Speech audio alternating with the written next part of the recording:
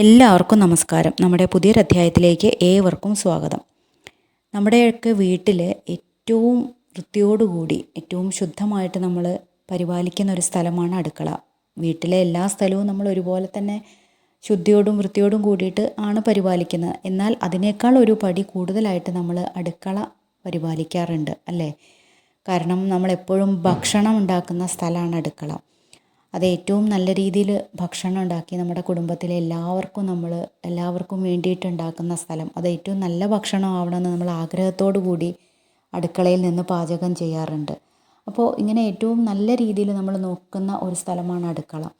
കാരണം ഒരു കുടുംബത്തിൻ്റെ ആരോഗ്യം എന്നുള്ളത് ആ കുടുംബത്തിലെ അടുക്കളയിൽ നിന്നാണ് ആദ്യം തുടങ്ങുന്നത്.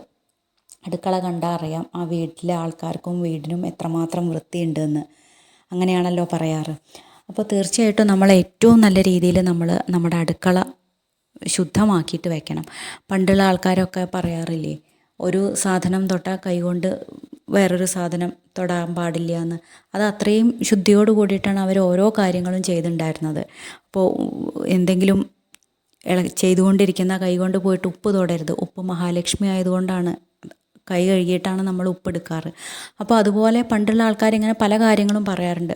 നെയ്യും പാലും മോരും ഒന്നും വൃത്തിയില്ലാത്ത കൈകൊണ്ട് നമ്മൾ തൊടാൻ സമ്മതിക്കാറില്ല, വേറൊന്നും തൊട്ടാൽ കൈകൊണ്ട് നമ്മൾ തൊടാറില്ല. അപ്പോൾ അതുപോലെയാണ് പണ്ടുള്ള ആൾക്കാർ ഓരോ കാര്യങ്ങളും ചെയ്തിട്ടുണ്ടായിരുന്നത്.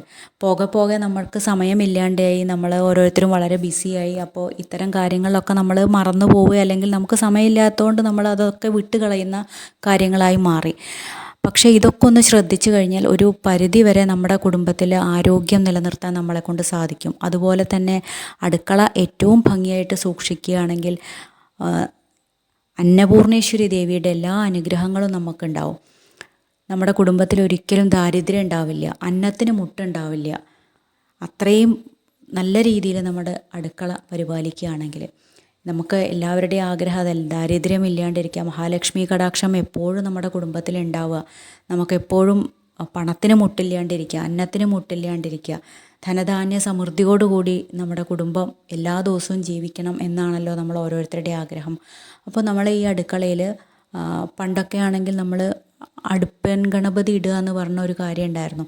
അത് ചെയ്തിട്ടാണ് നമ്മൾ രാവിലത്തെ എല്ലാ വെപ്പ് പണികളൊക്കെ തുടങ്ങാറുള്ളത്. ഇപ്പോൾ അങ്ങനെയുള്ള കാര്യങ്ങളൊന്നുമില്ല. അപ്പോൾ അടുപ്പില്ല, എല്ലാവരും ഗ്യാസിലേക്കൊക്കെ മാറി. അപ്പോൾ ഇതൊക്കെ പ്രായോഗികമായിട്ട് പല ബുദ്ധിമുട്ടുകളും പലർക്കും ഉണ്ടാവാറുണ്ട്. പിന്നെ പഴയ ആൾക്കാരാണെങ്കിൽ പാലാദ്യം തിളപ്പിക്കാറുണ്ട്. ഏറ്റവും ഐശ്വര്യപ്രദമായിട്ടുള്ളൊരു കാര്യമാണല്ലോ പാലാദ്യം തിളപ്പിക്കുക എന്നുള്ളത്.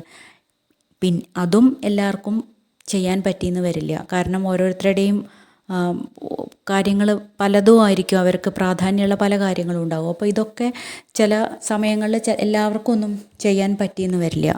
പക്ഷേ നമുക്ക് നമ്മുടെ കുടുംബത്തിൽ എല്ലാ വിധത്തിലുള്ള ഐശ്വര്യങ്ങൾ ഉണ്ടാവാനും നമ്മുടെ കുടുംബത്തിൽ ആരോഗ്യം നിലനിൽക്കാനും ദാരിദ്ര്യം ഇല്ലാണ്ടിരിക്കാനും ഒക്കെ ആയിട്ട് നമുക്ക് ചെറിയൊരു കാര്യം ചെയ്യാം.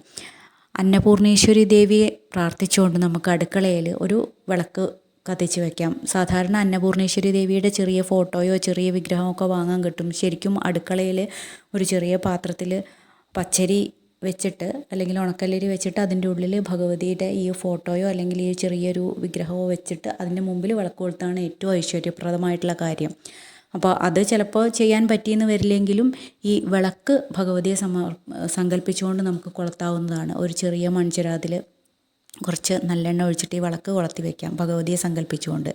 നമ്മുടെ കുടുംബത്തിന് ധാരാളമായിട്ട് ഭഗവതിയുടെ അനുഗ്രഹം ഉണ്ടാവും, അന്നപൂർണേശ്വരി ദേവിയുടെ അനുഗ്രഹം ഉണ്ടാവുക എന്ന് പറഞ്ഞാൽ ആ കുടുംബത്തിൽ യാതൊരു മുട്ടും ഉണ്ടാവില്ല, അന്നത്തിന് യാതൊരു മുട്ടും ഉണ്ടാവില്ല. നമുക്ക് എങ്ങനെയായാലും നമ്മുടെ സമ്പൽ സമൃദ്ധമായിട്ടിരിക്കും. നമ്മുടെ കാര്യങ്ങളൊക്കെ അടുക്കളയിലുള്ള എല്ലാ കാര്യങ്ങളും നിറഞ്ഞിരിക്കും.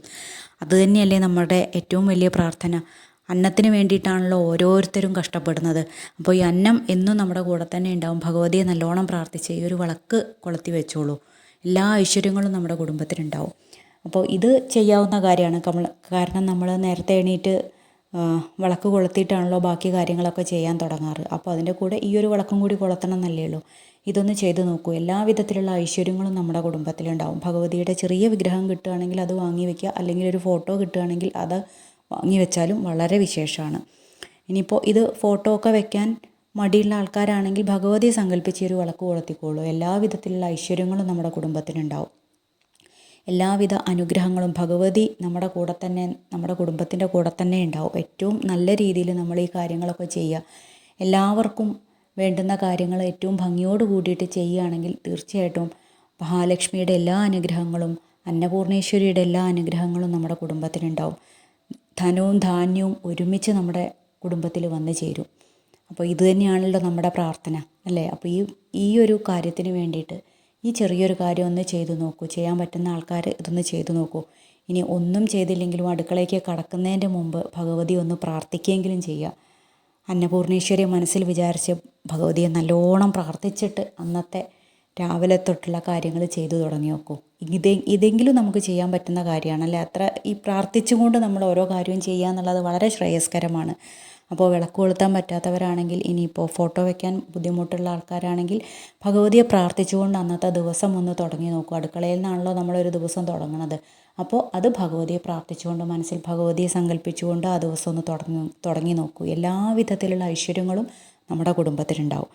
എല്ലാവരുടെ കുടുംബത്തിലും എല്ലാ വിധത്തിലുള്ള സമ്പൽ സമൃദ്ധിയും ഉണ്ടാവട്ടെ എന്ന് ഭഗവതിയോട് ആത്മാർത്ഥമായിട്ട് പ്രാർത്ഥിച്ചുകൊണ്ട് മറ്റൊരു വിഷയവുമായി വീണ്ടും കാണാം. ഈ ചാനൽ ഇഷ്ടപ്പെടുകയാണെങ്കിൽ ചാനലൊന്ന് സബ്സ്ക്രൈബ് ചെയ്യണേ. എല്ലാവർക്കും നന്ദി, നമസ്കാരം.